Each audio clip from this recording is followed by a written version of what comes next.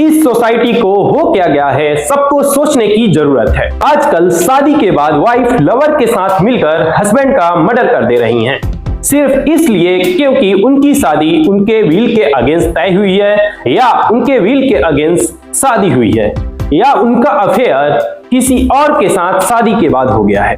Actually ये सब supreme court में राजा रघुवंशी केस की सुनवाई के दौरान हुआ। इस केस में मेघालय सरकार की तरफ से सॉलिसिटर जनरल तुषार मेहता ने कहा कि इस केस के फैक्ट इतने दर्दनाक हैं, कोर्ट के कंसाइंस को भी झटका लग सकता है। उन्होंने केतन अग्रवाल केस का भी जिक्र करते हुए कहा कि आजकल ऐसे केस के मामले बढ़ते जा रहे हैं, पर सुप्रीम कोर्ट ने कहा कि सिर्फ कोर्ट को ही नहीं बल्कि पूरे समाज को सोचने की जरूरत है। एक्चुअली इस केस में सोनम रघुवंशी के बेल को चैलेंज किया गया था, क्योंकि हाई कोर्ट ने सोनम रघुवंशी को इसलिए बेल दे दी थी क्योंकि अरेस्ट करते समय जो अरेस्ट के ग्राउंड थे उसमें एक सेक्शन गलत लिख दिया गया था। इसी टेक्निकल लीगल एरर की वजह से उन्हें बेल मिल गई थी। अब सुप्रीम कोर्ट इस बेल कैंसिलेशन को डिसाइड करेगी।